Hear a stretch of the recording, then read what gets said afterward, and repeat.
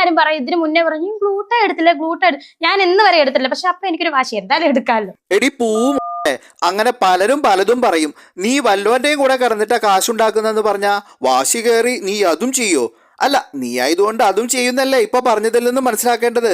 നീ ചെയ്തോട്ടോ, ചെയ്തോ, നിന്റെ ഡാഷ്. ഇനിയിപ്പോ എടുത്തില്ലെന്ന് പറയത്തില്ലോ. എന്തായാലും ഒരു സെറ്റിങ്സ് എടുത്തിട്ടുണ്ട്. ഒന്നിലൊതുങ്ങിയ അത്രയും നല്ലത്. എടുത്തിട്ടുണ്ട്. നമുക്ക് 2-3 ആഴ്ച കഴിയുമ്പോൾ റിസൾട്ട് അറിയത്തും. അതെ, അത് ശരിയാ. അതിന്റെ റിസൾട്ട് അറിയാൻ കുറച്ച് ദിവസം എടുക്കും. അതിപ്പോ ഹാനാൻ പറഞ്ഞ പോലെയാണെങ്കിൽ ചിലപ്പോ ആരും അറിയാനും പോണില്ല.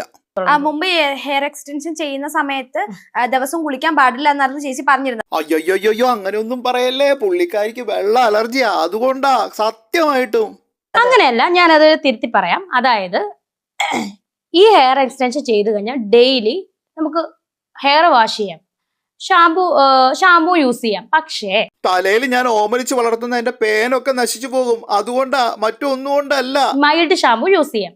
ഞാനൊരു കാര്യം, എന്റെ പേഴ്സണൽ കാര്യമാണ് ഞാൻ പറഞ്ഞത്. അതായത് എനിക്ക് കുളിക്കാൻ ഇഷ്ടമല്ല, അത്രേ ഉള്ളൂ കാര്യം.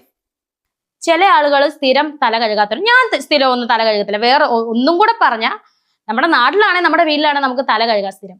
അപ്പൊ ബിഗ് ബോസിലുണ്ടായിരുന്ന ദിവസങ്ങളിലെ സ്ഥിരം തല കഴുകാതിരുന്നുള്ളൂ അല്ലേ? കഴുകുന്നും പറയുന്നു, കഴുകില്ല എന്നും പറയുന്നു. ആർക്കറിയാം, ഒക്കെ നീ തന്നെയാ പറയണേ.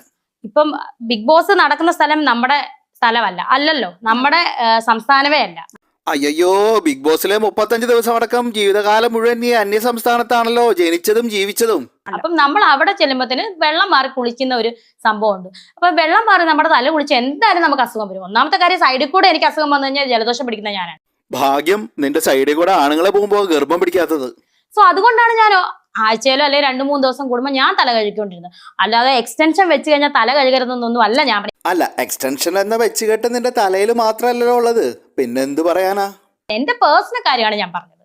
എക്സ്റ്റൻഷൻ വെച്ചാൽ ഡെയിലി തല കഴുകാം, പക്ഷെ തല നനയ്ക്കാൻ പാടില്ല എന്ന് മാത്രം.